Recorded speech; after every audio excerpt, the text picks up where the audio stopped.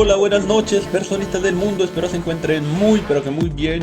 Es un gusto acompañarlos una noche más, en un episodio más también de esta serie de podcast de literatura y de cultura en general. Hoy tengo el placer de hablarles de una novela hecha poesía, o como la titulé, Poesía hecha novela.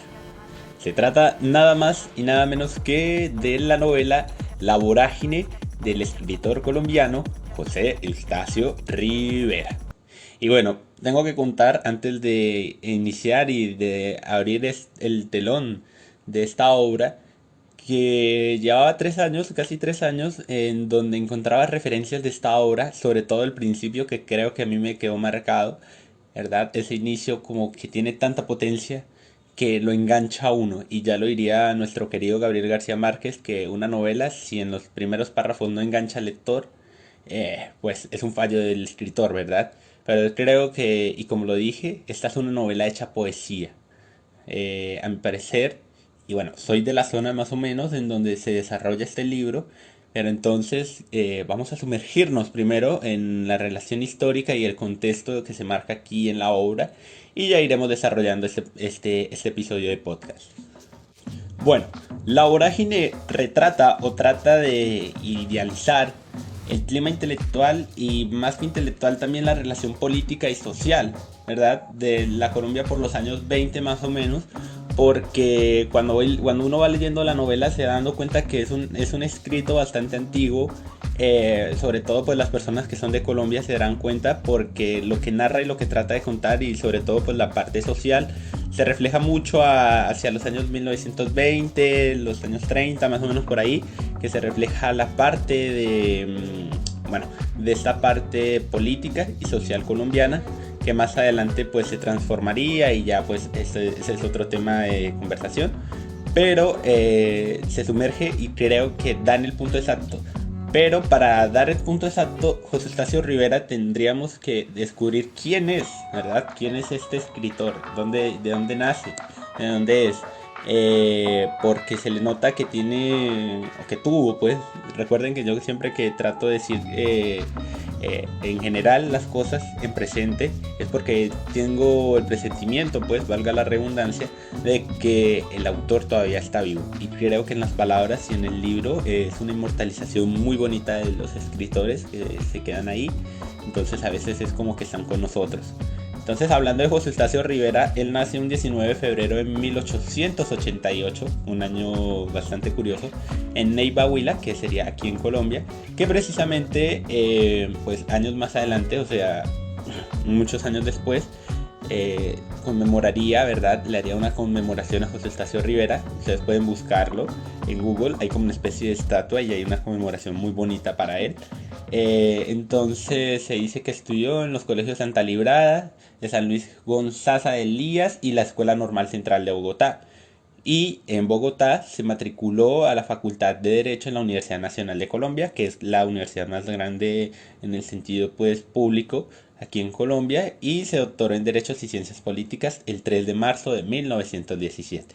Es decir, que ya estaba un poco pronto, ¿verdad?, a ese desarrollo, porque en 1921 consagra su primera obra llamada Tierra de Provisión, que por cierto hay una fundación en conmemoración a José Eustacio Rivera que lleva este nombre, y que cada 2 años hace un concurso bienal con la alcaldía de Neiva sobre pues esto, la conmemoración de José Eustacio Rivera. Ahora mismo se me olvida el nombre del concurso, pero es una especie de conmemoración en donde escritores y novelistas de todas las partes del mundo pueden participar. Yo estoy participando este año, ya ahorita en 2 meses me darán el resultado, y espero pues ser el ganador, desde luego, pero pues siempre se genera un tipo de entusiasmo.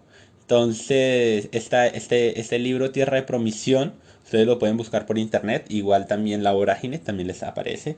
Y el Tierra de Promisión es un poco más el hecho de poesía, es un poco más, sumerge un poco más al lector en el hecho de poesía, pero ya desde este punto uno se da cuenta cuando se lee Tierra de Promisión y también se lee La Vorágine, de que Tierra de Promisión es como un preámbulo, ¿verdad? Es como una especie de telón a la vorágine, porque hay muchas cosas y muchas referencias, pero es precisamente porque José Estacio Rivera, luego de que se termina graduando, empezó a escribir poesía y sonetos de corte paracsiano, publicados pues, en este libro en 1921, y 3 años después, en 1924, escribe La Vorágine. Y lo que dice aquí en internet es que es una obra de corte naturalista considerada como la gran novela de la selva latinoamericana. Y creo que no hay duda de ello. Las personas que se han leído La Vorágine sabrán que eso es verdad. No hay una obra, o hasta el momento, no ha habido una obra que sea capaz de no llegar a los talones, porque no se trata de una competición, sino de mostrar esa realidad de la naturaleza en la gran selva latinoamericana. Entonces, de hecho, por aquí tengo un libro. Bueno, ahora no lo encontré, pero tengo un libro que habla precisamente de esa relación de la selva, ¿verdad? Y en ese sentido se hizo la colaboración, si no estoy mal, con la parte de los gobiernos y demás, de aquí de Colombia, desde luego, y que nos habla precisamente de esa relación y sobre todo, digamos, visiones, y más que visiones son comentarios o palabras de otras personas que quieren transmitir ese sentimiento que deja la vorágine. Y bueno, no hemos hablado todavía de la obra, ya ahorita pasaremos a la obra en general, pero pues tendríamos que hacer este preámbulo porque, Dios, si no hacemos este preámbulo y nos vamos directamente a la obra, quizás nos perdamos un poco en la selva. Ya algunos entenderán esa referencia, pero bueno, vamos un poco despacio. Después de que José Estacio Rivera trabajó como abogado, fue diputado en el Congreso e inspector del gobierno en las explotaciones petrolíferas, de la región del Magdalena. Bueno, esta región, la región del Magdalena, es más o menos sí, el Magdalena es donde nace Gabriel García Márquez, pero también pues viaja a México, Perú, Cuba y participó en la fijación de los límites entre Venezuela y Colombia. Esto es muy importante porque en su participación de la fijación de los límites entre Venezuela y Colombia le permitió conocer y sobre todo relacionarse con los llanos orientales y también la selva tropical, que es precisamente el ambiente en donde se desarrolla la vorágine, ¿verdad? O sea, José Estacio Rivera, hay una especie de biografía en el libro que les dije, pero que no encuentro, que nos habla de él, de que José Estacio Rivera allí empieza a tener esa inspiración de querer contar, ¿verdad? Y sobre todo pues en su parte del trabajo y también pues como ya lo venía haciendo en Tierra de Promisión. Y pues 4 años después de publicar La Vorágine, muere un 1 de diciembre de 1928. Entonces, sin más, creo que José Estacio Rivera es un insigne de lo que viene siendo la literatura en novela, desde luego, y poesía. Creo que es muy certero y vale la pena darle una oportunidad porque hay una visión ahí bastante interesante de la cual se podría discutir. Entonces, ahora sí vamos a pasar directamente a lo que viene siendo y a lo que nos concierne este episodio de podcast, que sería La Vorágine. En este caso, tenemos, bueno, les voy a leer un poco, aquí tengo el librito, y dice así: Oh, selva, esposa del silencio, madre de soledad y de la neblina, qué hado maligno me dejó prisionero en tu cárcel verde, perdón.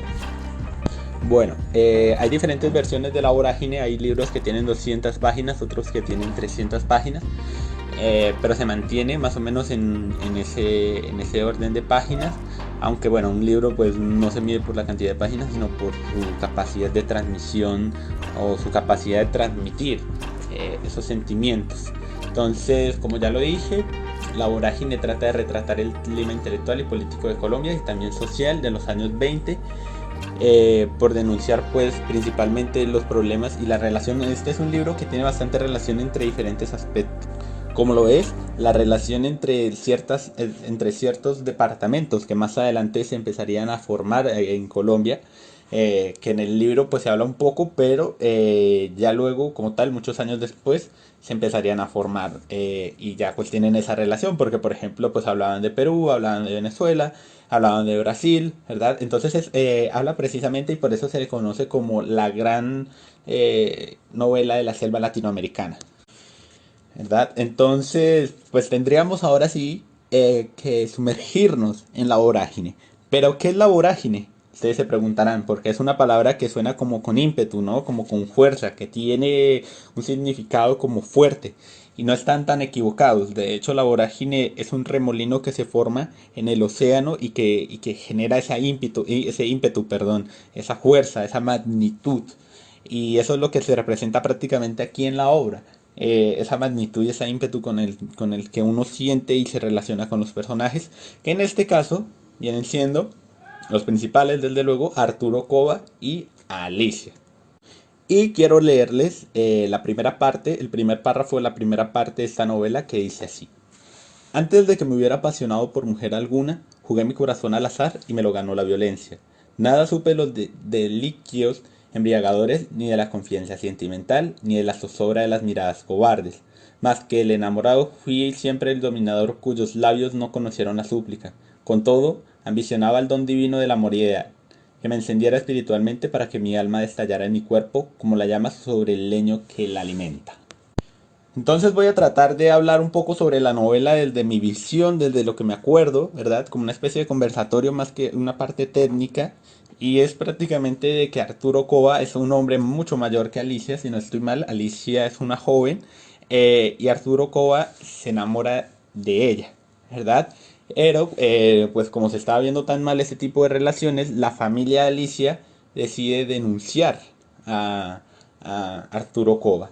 Entonces Arturo Cova, en su delirio de amor por Alicia, le dice que lo acompañe, que él quiere vivir con ella, ¿verdad? Entonces ella acepta y los dos se van y ahí empieza la novela, ahí empieza porque ellos directamente entran, ¿verdad? En ese contexto de la selva, ya entran directamente y es bastante interesante y ya les voy a decir por qué. Porque justo cuando entra, si no estoy mal y mi memoria no me falla, Arturo Cova llega con Alicia al Casanare. Ellos primero llegan al Casanare o si no estoy mal van en camino a buscar al Casanare. Creo que van en camino a buscar al Casanare y en ese camino entonces se empieza a desarrollar el libro en donde aparecen una serie de personajes que van a ser indispensables para el desarrollo de la obra, desde luego. Entonces, prácticamente la obra se va a desarrollar, porque ustedes saben que a mí no me gusta hablar tanto de la obra en sí, sino más en sí por encimita, para que ustedes tengan la oportunidad de leerla. Pero, o sea, les voy a dar como una idealización, ¿verdad? Para que sepan más o menos a lo que se van a afrontar. Pero Arturo Cova con Alicia van a tener que hacer un tipo de recorrido, la novela, si no estoy mal, se divide en tres partes, al menos la versión que yo tengo se divide en tres partes. La primera es prácticamente el encuentro y la relación de Arturo Cova con Alicia en la parte de los llanos, están en los llanos, todavía no llegan a la selva, están en la parte de los llanos, entonces ellos empiezan ahí, se relacionan con personajes y ya al final lo que sucede es que hay una separación entre Arturo Cova y Alicia. Pues no voy a decir qué lo genera, sí me acuerdo perfectamente qué genera esa separación, pero pues la idea es que ustedes lo lean. Pero hay que tener en cuenta que la obra no solamente trata, o lo que yo les estoy diciendo no es en general lo que es la obra. Por eso les digo que pues se den la oportunidad de leerla, porque ahí van a aparecer una serie de personajes, una serie de situaciones bastante interesantes, pero pues yo quiero hacer una contextualización un poco más amplia, un poco más ambigua, así a lo anglosajón, para luego entrar directamente en el origen y el contexto de la obra y ahí remarcar y pues terminar prácticamente este tercer episodio hablando sobre la vorágine. Pero pues siempre el de la información certera y teniéndola aquí presente para no confundirme. Pero pues se los digo es prácticamente para eso, para que ustedes se lean la obra. Y yo prácticamente lo que estoy tratando de contarles es así por encimita y ya directamente luego me voy a sumergir al origen y al contexto. ¿Para qué? Este prácticamente lo hago para una especie de conversatorio más allá de pronto de encontrarnos o de relacionar la parte de la obra. Ya ustedes sabrán que en el primer episodio sí hablamos del extranjero y hablamos de una serie de episodios, pero aquí lo que sucede es que no me siento capaz de transmitir la magia que la vorágine expresa en todas y cada una de las palabras. Y por eso pues les estoy haciendo así como una contextualización anglosajona para que ustedes se deleiten con la obra porque es una maravilla.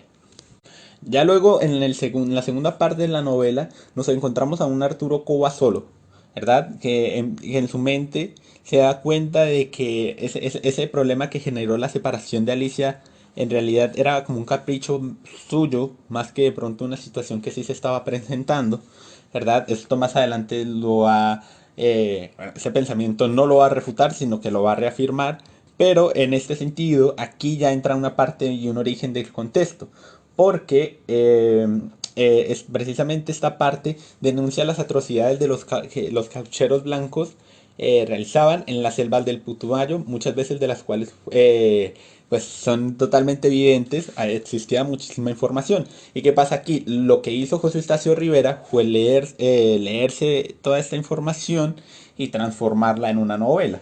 Que por cierto, esta es la primera novela que denuncia, que tiene una crítica y una denuncia social en la literatura colombiana, mezclando la ficción y la realidad. Porque desde la realidad, pues es esa parte de la crítica social, de la información y en general de ese contexto que se desarrolla.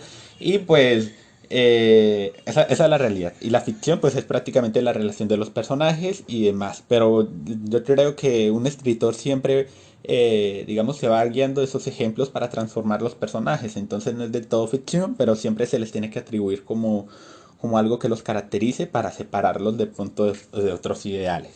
Y como ya lo dije, pues esta segunda parte hace una denuncia de la explotación y la miseria también de forma impactante y sobre todo certera.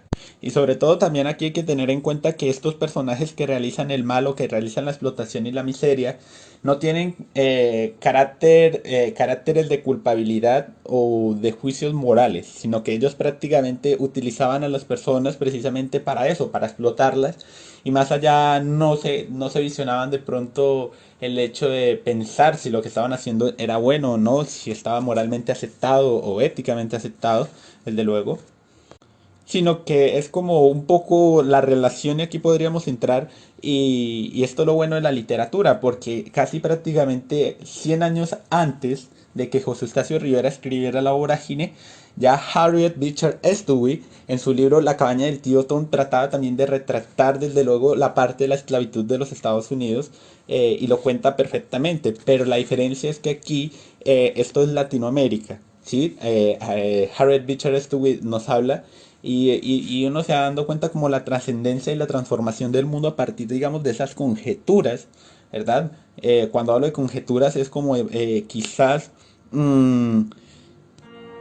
esos pequeños reparos, o más que reparos, huecos, ¿verdad? Dentro de la sociedad que llevaron, digamos, a realizar pues demasiadas atrocidades en el contexto social, político y en general.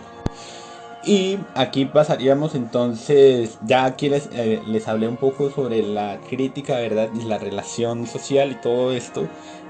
Pasaríamos ahora a la tercera parte y la parte final de la novela, que es prácticamente cuando Arturo Cova se vuelve a reencontrar con Alicia, ¿verdad? Y se da cuenta de que, o sea, tuvo que pasar por un martirio porque la selva como que él trata de... Y precisamente aquí lo dice, ¿qué hado maligno me dejó prisionero en tu cárcel verde? ¿Verdad? O sea, es como esa relación que hace la selva y que trata de ser demasiado hostil con Arturo Cova y en general pues eh, esa relación que existe ahí.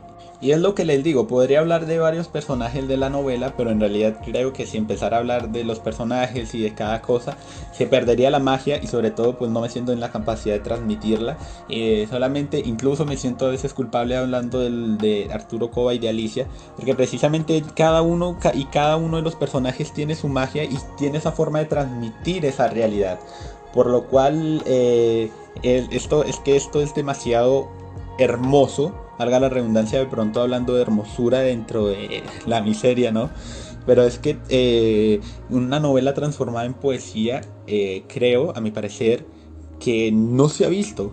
O si se ha llegado a ver, no creo que, al menos, esto es una opinión netamente personal, pero tengo una admiración grandísima por José Estacio Rivera por esa capacidad de transformar la poesía en novela. Uno puede coger el libro de La Vorágine, cualquier página, en cualquier párrafo, en cualquier palabra, y justo esa palabra está llena de poesía, está llena de significados de magia, ¿verdad? Yo creería incluso que este libro, si no estoy mal en el libro... En el libro de Gabriel García Márquez, de hecho, hay una parte que habla de la vorágine y que cuando él era joven se estaba leyendo esta obra precisamente, creo que en un viaje que estaba realizando para ir a Bogotá, si no estoy mal. Creo que estoy demasiado mal en la contextualización de la ciudad, pero sí sé que estaba realizando un viaje y que se estaba leyendo La Vorágine. Entonces yo creo que parte también de esa relación de magia que trata de transmitir José Eustacio Rivera llegó a parar también en Gabriel García Márquez.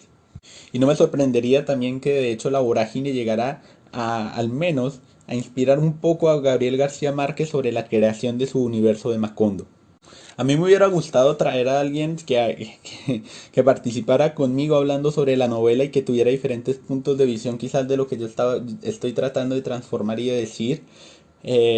Pero bueno, la idea aquí entonces es que estamos en una mesa, usted querido o querida oyente, y estamos de frente y yo la estoy mirando a usted y estamos tratando como de descubrir esa magia que transmite esta novela, porque no, o sea, de verdad, esta es una admiración bastante inmensa que le tengo a este libro, a esta novela, y también a José Eustacio Rivera, porque precisamente pues yo soy de los llanos orientales y aquí hay muchas cosas que se marcan y hay muchas cosas que uno puede idealizarse a partir de sus vivencias, pues de la experiencia. Y ya para terminar, lo que me gustaría sería hacer dos cosas. La primera, hay un personaje, hay una situación que a mí me voló la cabeza, literalmente me voló los sesos de la cabeza. Y les quería leer también una última parte de escrita por José Estacio Rivera, que también me voló la cabeza cuando lo leí. En este sentido, lo de los personajes, el personaje en sí sería, bueno, no me acuerdo ahora el nombre, pero sé que era el abuelo, el hombre, perdón, el hombre que estaba con su familia, si no estoy mal, y tenía un hijo, y ese hijo, sí, tenía una familia, de hecho, tenía a su esposa, a su hija, a su hijo, y estaba él. Y su hijo, por un capricho quizás, no recuerdo bien, pero él se va, el hijo se va de la casa y el hombre tiene que irlo a buscar. El hombre tiene que irlo a buscar, pero lo que no se da cuenta precisamente es que el hijo se mete en este mundo de miseria y en este mundo de transformación social antimoral y antiético también, ¿verdad? Porque llega y empieza a trabajar con la gente de los cauchos, es decir, con los caucheros, y su padre tendrá también que meterse a trabajar ahí para tratar de buscarlo. Y esta parte a mí me resulta muy interesante porque el hombre precisamente hace como su travesía, ¿no? Como ese viaje por buscar a su hijo para al final darse cuenta de que lo aplastó un árbol y que sentía ese impulso en su corazón de que de pronto su hijo estuviera mal, ¿verdad? De hecho, creo que en un tronco o en varios troncos de los árboles precisamente transmitía una y otra vez el mismo mensaje para si algún día su hijo lo leyera, se diera cuenta de que su padre lo estaba buscando, ¿no? Pero entonces luego pasa a la siguiente parte, esto se desarrolla en la escena, en la segunda parte del libro, pero precisamente sucede aquí que este hombre se da cuenta de que encuentra los huesos de su hijo y los mete en un baúl. Los mete en un baúl y ahí guarda los huesos de su hijo. Y si no estoy mal, después ya prácticamente entre el final de la novela, no tanto al final, pero creo que los huesos del hijo se le caen al río o algo así. Y es que José Estacio Rivera, y de hecho hay algo interesante también en La Vorágine, voy a agregar dos puntos más a las aclaraciones que quería hacer antes de terminar, pero al menos la versión que yo pude obtener del libro, de la novela, utiliza un lenguaje muy coloquial, un lenguaje muy territorial de la parte de aquí de Colombia, y a mí me encanta precisamente porque tiene muchísima relación con esa antigüedad y sobre todo que no se pierda de la costumbre, ¿no? Estamos hablando de una novela que se escribió hace prácticamente, faltan 3 años para cumplir 100 años, hace 97 años se escribió esta novela. Pero ya de por sí yo creo que antes José Eustacio Rivera ya tenía esa relación, entonces se ha perdido un poco quizás esa relación de lenguaje, pero es muy interesante porque prevalece, ¿no? Dentro de la literatura. Este es un libro de magia, se los estoy diciendo, es un libro de magia. Ahora, pues las personas que no quieran de pronto escuchar mi relación o mi pensamiento con el final de la obra, es que no podría terminar mejor esta novela, de verdad, no podría terminar mejor. Entonces pueden saltarse puede irse saltando y saltando ya hasta la parte final, que sería la lectura del texto que tengo aquí. Y ya, pues prácticamente esto sería lo que quiero, de lo que les quiero hablar hoy. Y es que para mí el final de La Vorágine es el mejor, o sea, tiene la mejor forma de iniciar un libro y la mejor forma de terminarlo. Porque precisamente aquí lo tengo y se los voy a leer en vivo y en directo. Ahí voy, ahí voy. Y dice así. Dice, el último cable de nuestro cónsul dirigido al señor ministro y relacionado con la suerte de Arturo Cova y sus compañeros, dice textualmente. Hace 5 meses, bus- hace 5 meses, búscalos en vano, Clemente Silva, ni rastro de ellos. Los devoró la selva. Esta parte de los devoró la selva, no sé, genera muchos sentimientos y sobre todo cuando uno se da cuenta de que este libro tiene muchísima relación con la parte cultural, uno se queda como, ¿y hay qué? ¿Y hay qué? Porque precisamente Arturo Cova y Alicia pues ya tuvieron, ya estaban con su hijo, ¿verdad? El hijo de Arturo Cova y de Alicia. Y hay muchas experiencias, hay mucha magia en este libro. Y yo personalmente, desde mi visión tanto de escritor como de lector, creo que esta es la mejor forma de terminar el libro porque lo deja como con expectación. Pero mi lado lector se niega a creer de que estén muertos, sino que simplemente están viviendo una y otra vez esa experiencia de la selva y que siempre va a prevalecer esa magia. Entonces, ahora sí voy a pasarles a leer la parte final, pues no es el final de la obra, ya se los leí, sino les quiero leer esto que tengo aquí, que a mi parecer representa muy bien lo que es José Estacio Rivera. Y dice, los que un tiempo creyeron que mi inteligencia irradiaría extraordinariamente cual una aureola de mi juventud, los que se olvidaron de mí apenas mi planta descendió del infortunio, los que al recordarme alguna vez piensen en mi fracaso y se pregunten por qué no fui lo que pude haber sido, sepan que el destino implacable me desarraigó de las prosperidades y me lanzó a las pangas, y me lanzó a las pampas, para que ambulara vagando, como los vientos, y me extinguiera como ellos, sin dejar más que ruido y desolación. Entonces no me queda nada más. De hecho, en mi ciudad hay un mural relacionado a esta obra, La Vorágine. Hay un teatro también, el teatro de aquí del departamento, lleva el nombre de La Vorágine.